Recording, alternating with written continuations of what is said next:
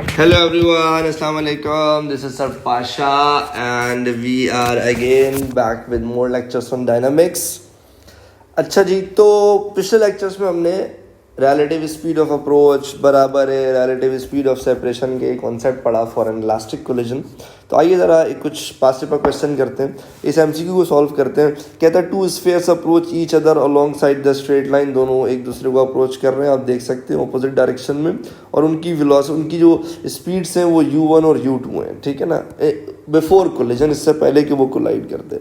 Collision के बाद फिर क्या हुआ, वो सेपरेट हो गए with speed v1 and v2, ये आप देख सकते हैं, फिर वो सेम डायरेक्शन में मूव करना शुरू हो गए। The collision is perfectly elastic. जैसे ही आपने देखा कि कोलिजन इलास्टिक है ना, वैसे ही आप शोर मचा दोगे कि हाँ भाई रिलेटिव स्पीड ऑफ अप्रोच बराबर होना चाहिए रिलेटिव स्पीड ऑफ सेपरेशन के, ठीक है। तो ये दोनों एक दूसरे को अप्रोच करेंगे, अप्रोच करते समय इनकी इंडिविजुअल स्पीड्स ऐड हो जानी चाहिए। तो ये u1 है, ये u2 है, तो आंसर होना चाहिए u1 plus u2 which is the relative speed of approach. तो ये रहा u1 प्लस u2 और ये रहा u1 प्लस u2। तो आंसर या तो C है या तो D है, इसके अलावा कोई नहीं हो सकता, क्योंकि जब एक दूसरे को अप्रोच कर रहे हैं ना, तो अप्रोच करते समय जब सेम डायरेक्शन ऑपोजिट डायरेक्शन में मूव कर रहे हैं, तो ऑपोजिट डायरेक्शन में मूव करते समय इंडिविजुअल स्पीड्स क्या हो जाती है, ऐड हो जाती है। अच्छा, आफ्टर कोलिजन ये सेम डायरेक्शन में मूव कर रहे हैं, तो जब सेम डायरेक्शन में मूव करेंगे तो इंडिविजुअल स्पीड्स सब्ट्रैक्ट हो जाएंगी to get the relative speed. तो v2 minus v1 individual speed subtract होते हुए मुझे d में नज़र आ रही है, तो beyond doubt d is the correct option. तो ये है आपका रिलेटिव स्पीड ऑफ अप्रोच और ये है आपका रिलेटिव स्पीड ऑफ सेपरेशन। तो एक झटके में ये सवाल सॉल्व हो गया। अगर आपका रिलेटिव स्पीड ऑफ अप्रोच और रिलेटिव स्पीड ऑफ सेपरेशन का कॉन्सेप्ट क्लियर है, बट ये सिर्फ उस वक्त एप्लीकेबल है जब सिस्टम परफेक्टली इलास्टिक हो, जबकि कोलिजन परफेक्टली इलास्टिक कोलिजन हो। सिस्टम या मासेस कोलाइड करने के बाद अपनी काइनेटिक एनर्जी को किसी और फॉर्म में ना कन्वर्ट कर ले, बल्कि टोटल काइनेटिक एनर्जी सिस्टम में कंजर्व रहे। अच्छा, ये सवाल देखिए बड़े मजे का, मुझे ज़ाती तौर पे बड़ा पसंद है। कहते हैं भाई two identical spheres X and Y approach each other with the speed shown and undergo a head on collision, what are the velocities of the spheres after the collision. देखिए भाई, हुआ ये कि ये दोनों एक दूसरे के साथ अप्रोच करते हैं, एक 4 मीटर्स पर सेकंड की स्पीड से, एक 2 मीटर्स पर सेकंड की स्पीड से। तो यहाँ पर जो आपका रिलेटिव स्पीड ऑफ अप्रोच है, ठीक है, वो रिलेटिव स्पीड ऑफ अप्रोच कितना हो जाएगा, जब सेम ऑपोजिट डायरेक्शन में मूव कर रहे होते हैं तो ऐड हो जाते हैं ना, तो ये हो जाएगा 6 मीटर्स पर सेकेंड, ठीक है ना भाई। 4 + 2 कितने हो जाएंगे, 6 metres per second. System elastic collision perform कर रहा है, यानी मासेस आपस में इलास्टिकली कोलाइड कर रहे हैं, तो जो रिलेटिव स्पीड ऑफ अप्रोच होगी वही रिलेटिव स्पीड ऑफ सेपरेशन होनी चाहिए। अच्छा, तो वो यही कह रहा है कि भाई बताओ इनकी क्या वेलोसिटीज होनी चाहिए आफ्टर कोलिजन। देखिए, आफ्टर कोलिजन अगर ये ए रेस्ट पर आ जाए और बी 2 की स्पीड से मूव करे तो रिलेटिव स्पीड फिर 2 ही काउंट होगी, हमें रिलेटिव स्पीड 6 चाहिए।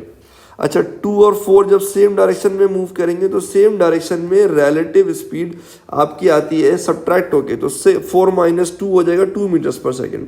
तो यहाँ पहले वाले में भी 2 मीटर्स पर सेकेंड थी, इसमें भी 2 मीटर्स पर सेकेंड थी। अगर मैं C को देखूं तो 2 और 4 दोनों ऑपोजिट डायरेक्शन में मूव कर रहे हैं। जब दोनों ऑपोजिट डायरेक्शन में मूव कर रहे हो तो इनकी इंडिविजुअल स्पीड्स को ऐड कर दो to get the relative speed. तो 4 + 2 कितना हो गया, 6 मीटर्स पर सेकेंड। हमें हमारा जवाब तो मिल गया है, लेकिन तसल्ली कर ले, एक बार D चेक भी कर लेते। जब D को चेक करते हैं तो ओ हो, ये भी तो वही आंसर देगा। 4 और 2 दोनों ऑपोजिट डायरेक्शन में है, मैं इनको ऐड करूं तो आंसर तो 6 मीटर्स पर सेकेंड ही आएगा। अब यहाँ पे हो गई बात खराब कि सर ये क्या बात हुई, C और D 2 करेक्ट ऑप्शन आ रहे हैं, हालांकि एक ही करेक्ट आंसर है। भाई यहाँ पे भी रिलेटिव स्पीड ऑफ सेपरेशन, क्योंकि ये ऑपोजिट डायरेक्शन में है ना, तो ऐड होने के बाद 6 आंसर आएगा। यहाँ पे भी relative speed of separation add होने के बाद ऑपोजिट डायरेक्शन में होने की वजह से 4 + 2 यानी कि 6 मीटर्स पर सेकेंड आंसर आएगा। तो सर अब कैसे पता लगे कि इन दोनों में से कौन सा करेक्ट है और कौन सा गलत है। तो याद रखिएगा कि जो आपके साथ D है ना, वो D गलत ऑप्शन है। क्यों? क्योंकि ये against the law of conservation of momentum है। अब आप कहेंगे सर ये क्या बात कर दी आपने, आपको कैसे पता लगा कि D law of conservation momentum के अगेंस्ट है? देखिए, दोनों मासेस आइडेंटिकल हैं, ठीक है। दो मासेस जब आइडेंटिकल होते हैं तो उनकी वेलोसिटी थी, उनका मोमेंटम कंपैरेटिवली डिटरमिन कर सकती है ना, क्योंकि दोनों का मास तो सेम है। मोमेंटम डिपेंड ही मास और वेलोसिटी पे करता है। अगर ये 4 की वेलोसिटी से गया और 4 से ही वापस आ गया तो इसका चेंज इन वेलोसिटी कितना आया है? 8 का आया है। 4 से -4 का मतलब 8 का डिफरेंस आया। अच्छा, अगर ये 2 से आया और ये 2 से वापस गया तो इसका डिफरेंस कितना आया? इसका डिफरेंस आया 2 से आया और 2 से गया का मतलब 4 का डिफरेंस आ गया। ठीक है, यानी आते हुए अगर मैं +2 माइनस कर लूँ, जाते हुए -2 माइनस कर लूँ, अज्यूम कर लूँ, तो चेंज इन मोमेंटम कितने का आया? 4 का आया। तो एक में चेंज इन मोमेंटम 8 का आ रहा है, एक में चेंज इन मोमेंटम 4 का आ रहा है, तो फिर मोमेंटम कंजर्व नहीं हो सकता। भाई जितना मोमेंटम इसने लूज करना है उतना ही मोमेंटम इसने गेन करना है, जबकि यहाँ पे सेम चेंज इन मोमेंटम नहीं आ रहा। अगर लेट से दोनों का मास m था, इसका मोमेंटम हो जाएगा 4m before collision, after collision -4m। तो 4m माइनस में से सब्ट्रैक्ट करोगे ना -4m, तो चेंज इन मोमेंटम आएगा 8m का। और यहाँ पे 2 से आया और 2 से वापस गया तो 4m का चेंज आया है। तो सेम चेंज में मोमेंटम नहीं आ रहा है, इसका मतलब ये दोनों लॉ ऑफ कंजर्वेशन मोमेंटम कोई ओबे नहीं कर रहे हैं। तो फिर इसका मतलब वो तो करेक्ट ऑप्शन हो ही नहीं सकता। तो फिर D नहीं बल्कि C हमारा करेक्ट ऑप्शन हो जाएगा। अगर आपको तसल्ली ना हो तो मैं ऐसे कर लेता हूँ, m1u1 + m2u2 बराबर है m1v1 + m2v2 के। ठीक है, दोनों का मास m है तो मैं m कर देता हूँ। इनिशियल वेलोसिटी एक की 4 है और दूसरे की -2 है। देख रहे हो ना, ये ऑपोजिट डायरेक्शन में था तो मैंने इसको -2 ले लिया। ये हो गया बिफोर कोलिजन। आफ्टर कोलिजन मास m है, एक की वेलोसिटी। आफ्टर कोलिजन अगर अभी मैं D को अज्यूम करता हूँ तो मैं इसको काउंट करूँगा -4 और प्लस दूसरे का भी मास है m, और अगर मैं इसकी वेलोसिटी को काउंट करूँ, यानी अभी मैं D ऑप्शन को कंसीडर करूँ, तो फाइनल वेलोसिटी आ जाएगी 2 towards the right positive, towards the left negative.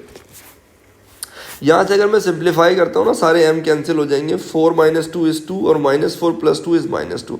तो आप देख सकते हैं right hand side left hand side के इक्वल नहीं आ रहा है। इसका मतलब D में जो डाटा गिवन है वो गलत डाटा है। एक बार C का डाटा अगर मैं ट्राई कर लूँ तो according to law of conservation of momentum again m1u1 + m2u2 बराबर है m1v1 + m2v2 के। तो m1 इज m, दोनों मासेस सेम है। Initial velocity 4, m2 is again m, फिर इनिशियल वेलोसिटी -2। ये हो गया बिफोर कोलिजन। ऑपोजिट डायरेक्शन में थे तो मैंने 4 पॉजिटिव और -2 यानी 2 मीटर/सेकंड नेगेटिव ले लिया। सही है। अच्छा, अब आफ्टर कोलिजन एक का मास m है। अगर मैं C ऑप्शन को अज्यूम करूं तो इसकी वेलोसिटी मैं -2 ले लेता हूं, फिर मास m है और ये टुवर्ड्स द राइट ही जा रहा है तो उसको मैं टुवर्ड्स द राइट +4 ही ले लेता हूं। तो m दोबारा कैंसिल हो जाएगा। 4 - 2 = 2 और यहाँ पे भी -2 + 4 = 2। तो यहाँ पे right hand side left hand side के बराबर आ रहा है। तो हर लिहाज से आप देख सकते हैं कि C is the correct option and D is not the correct option. ठीक है भाई, थोड़ा सा और आगे बढ़ते हैं एक और क्वेश्चन की तरफ। कहते हैं भाई एक ऑब्जेक्ट है जिसका मास m है और ट्रैवल कर रहा है विद स्पीड v और हेड ऑन कोलिजन होता है एक दूसरे के साथ ऑपोजिट डायरेक्शन में। और फिर क्या होता है, ऑपोजिट डायरेक्शन में स्पीड v से मूव कर रहे थे। The two object stick together after the collision. फिर ये दोनों object after the collision stick कर जाते हैं। What is the total loss of kinetic energy in the collision. तो आप बता देंगे कोलिजन में टोटल काइनेटिक एनर्जी का क्या लॉस आया। ठीक है भाई, लेट्स से एक मास m है, दूसरा मास m है, दोनों वेलोसिटी v के साथ आ रहा है। तो टोटल इनिशियल मोमेंटम कितना है? mv + m(-v)। ये हम पीछे भी क्लास में कर चुके हैं, अगर आपने पुराने लेक्चर्स देखे हो, कि अगर एक का मोमेंटम पॉजिटिव है तो दूसरे का नेगेटिव लूंगा तो टोटल मोमेंटम क्या है? 0 है। अच्छा, अब अगर टोटल मोमेंटम 0 है ना बिफोर कोलिजन के, तो याद रखिएगा आफ्टर कोलिजन भी टोटल मोमेंटम 0 होगा। अब अगर ये दोनों स्टिक कर गए तो ये लाजिम है कि ये दोनों रेस्ट पर आएंगे। स्टिक करने के बाद क्रैम्प कर जाएंगे और ये दोनों रेस्ट पर आ जाएंगे, ताकि टोटल मोमेंटम अगर पहले 0 था तो बाद में भी 0 रह सके। तो two bodies must come to rest after collision so as to keep the total momentum 0, ताकि कंजर्व रह सके ना। पहले भी टोटल मोमेंटम 0 था तो अब भी 0 ही होना चाहिए। तो हुआ ये, इसका मतलब बिफोर कोलिजन ये इसका मास m और इसकी वेलोसिटी v और इसका मास m और velocity v but in opposite direction. But after collision ये दोनों स्टिक कर गए तो अब ये मूव नहीं करेंगे।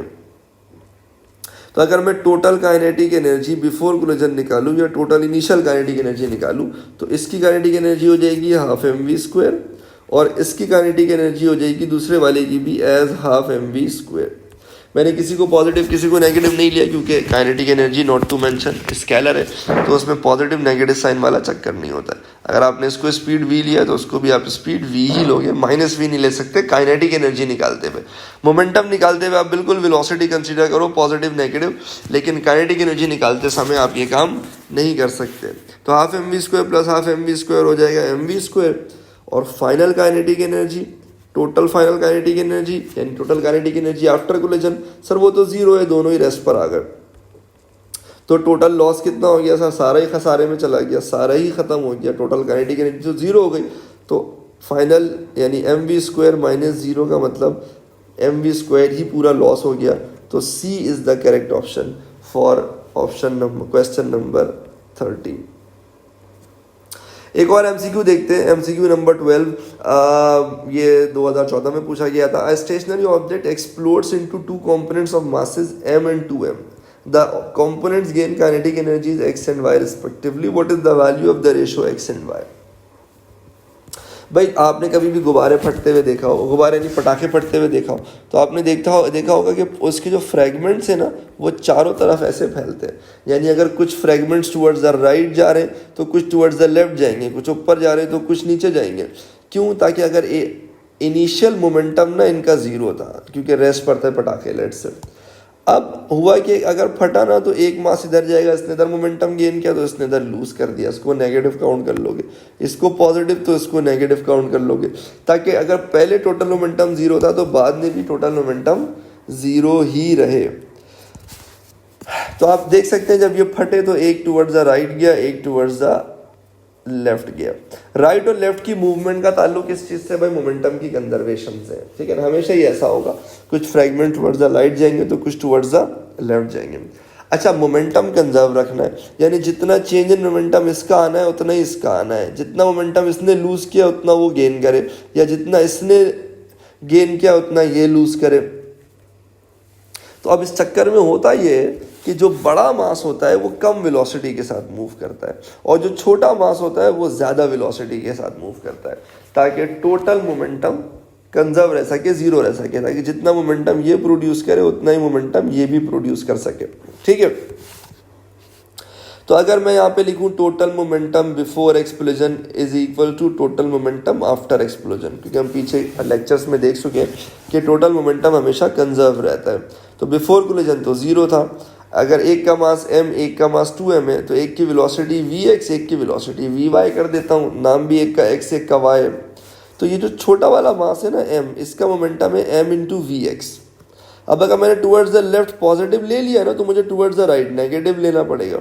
तो जो दूसरा मास है ना उसका मास है 2m, इसकी वेलोसिटी को मैं लूँगा माइनस vy। समझ रहे हो ना आप, क्योंकि ये ऑपोजिट डायरेक्शन में। अच्छा, फिर क्या होगा भाई? फिर ये होगा कि यहाँ से mvx पॉजिटिव था, दूसरी तरफ आगे नेगेटिव हो जाएगा, minus 2mvy as it is. यहाँ से m नेगेटिव कैंसिल हो जाएगा, m से m कैंसिल हो जाएगा, तो vx बराबर हो जाएगा 2vy के। एंड मैंने आपसे पहले भी कह दिया था कि ये वाला जो ऑब्जेक्ट होगा ना, छोटा वाले मास की वेलोसिटी बड़े वाले के मुकाबले में डबल होगी, क्योंकि इसका मास आधा है, या डबल मास की वेलोसिटी आधी होगी छोटे वाले के मुकाबले में, ताकि टोटल मोमेंटम कंजर्व रह सके। ठीक है भाई, अब मुझे क्या निकालना है? मुझे रेशो निकालना है x और y की काइनेटिक एनर्जी का। तो काइनेटिक एनर्जी बराबर होती है हाफ mv² के। तो लेट से x का मास है m और उसकी वेलोसिटी है vx, तो ये हो गया हाफ mvx²। अच्छा, जो दूसरा वाला y है 1/2, इसका मास है 2m और इसकी वेलोसिटी हमने vy रखी हुई है, तो ये vy का स्क्वायर हो गया। अब यहाँ से हाफ कैंसिल हो जाएगा, m कैंसिल हो जाएगा। ठीक है, vx की जगह हम लिख सकते हैं 2vy और स्क्वायर एज इट इज। देखो ना, ये vx की जगह 2vy और square as it is divided by ये वाला 2 एज इट इज और फिर vy²। तो 2 का स्क्वायर हो जाएगा 4vy² over 2vy²। vy² cancel हो गया, 4/2 का मतलब 2/1 यानी कि 2 आंसर आ जाएगा। तो 2/1 यानी कि C is the correct option to this question। चले जी, थोड़ा सा और आगे बढ़ते हैं। दो फ्रिक्शनलेस ट्रॉलीज हैं जो कि मूव कर रही हैं एक दूसरे की तरफ along the same horizontal straight line। their masses and velocities are shown. तो ये एक 2 किलो का ट्रॉली है, एक 3 किलो का ट्रॉली है, एक 1 मीटर्स पर सेकेंड और एक 4 मीटर्स पर सेकेंड की वेलोसिटी से ऑपोजिट डायरेक्शन में मूव करना है, ठीक है। The trolleys collide and stick together, फिर ये दोनों चिपक जाते हैं, सेम वेलोसिटी के साथ मूव करेंगे, ठीक है। अगर ये स्टिक कर गया है ना, इसका मतलब अब जो भी होगा सेम होगा। तो what is the velocity of the trolley after collisions, ठीक है। तो चिपकने के बाद ये किस वेलोसिटी से मूव करेंगे। एक को आप m1 कर दो, इसकी वेलोसिटी u1 कर दो, एक को आप m2 कर दो, इसकी वेलोसिटी u2 कर दो। अगर आपने टुवर्ड्स द राइट को पॉजिटिव लिया है तो टुवर्ड्स द लेफ्ट को आप नेगेटिव ले लो, ठीक है जी। तो towards the right positive, towards the left negative. अब टोटल मोमेंटम बिफोर कोलिजन क्या हो जाएगा, m1 u1 plus m2 u2। After collision क्या होगा, m1 प्लस m2। अब ये कंबाइंड मूव कर रहे हैं ना, दे स्टिक टुगेदर। अब ये साथ मूव करेंगे तो एक सिंगल मास इनका क्या होगा, m1 प्लस m2, और इनकी एक ही वेलोसिटी होगी, लेट्स से वो वेलोसिटी v है। अब क्या कुछ नहीं है, वैल्यू पुट करें, आंसर निकालें। Mass is 2, m1 is 2, initial velocity is 1, फिर m2 is 3.0, initial velocity is 4.0, फिर 2 plus 3 v as it is. यहाँ से हम सिंप्लीफाई कर देंगे, हमारे पास वेलोसिटी आ जाएगी एज -2 मीटर्स पर सेकेंड। अब आप देखिए, हमने टुवर्ड्स द राइट पॉजिटिव और टुवर्ड्स द लेफ्ट नेगेटिव लिया था। अब वेलोसिटी अगर नेगेटिव आ रही है, इसका मतलब ऑब्जेक्ट टुवर्ड्स द लेफ्ट जाएगा, तो 2 meters per second to the left. Negative sign shows towards the left, तो A is the correct option, ठीक है भाई। तो ये कोलिजन के एमसीक्यू में बच्चे बड़े परेशान होते थे, इलास्टिक कोलिजन और ये सब के, तो मैंने सोचा इसके कुछ एमसीक्यूज डिस्कस कर लें। ये अच्छे ट्रिकी एमसीक्यूज थे। आई होप कि आपकी बेहतर अंडरस्टैंडिंग डेवलप हुई होगी। प्यारे बच्चों, मन के सच्चों, आपने कमेंट सेक्शन में ये ज़रूर बताना है कि आपको कैसा समझ में आया, और आप का एक्सपीरियंस हमारे लिए, आपका फीडबैक बहुत मैटर करेगा। तो अब हम इसके बाद नेक्स्ट लेक्चर में मूव करेंगे मोमेंटम इन 2 डायमेंशन की तरफ। वो इतना मुश्किल नहीं है, अक्सर लोग मोमेंटम इन 2 डायमेंशन को मुश्किल समझते हैं, असल में 1 डायमेंशन के उनके अपने कॉन्सेप्ट्स क्लियर नहीं होते, तो वो 2 में जाके और परेशान हो जाते हैं। तो 1 डायमेंशन आप रॉक सॉलिड अपने क्लियर करें, 2 डायमेंशन में 1 से 2 लेक्चर में आपके कॉन्सेप्ट्स खोल के रख दूंगा, ठीक है जी। तो इंशाल्लाह मिलते हैं नेक्स्ट लेक्चर में। अपना बहुत ख्याल रखिएगा। अल्लाह निगहबान।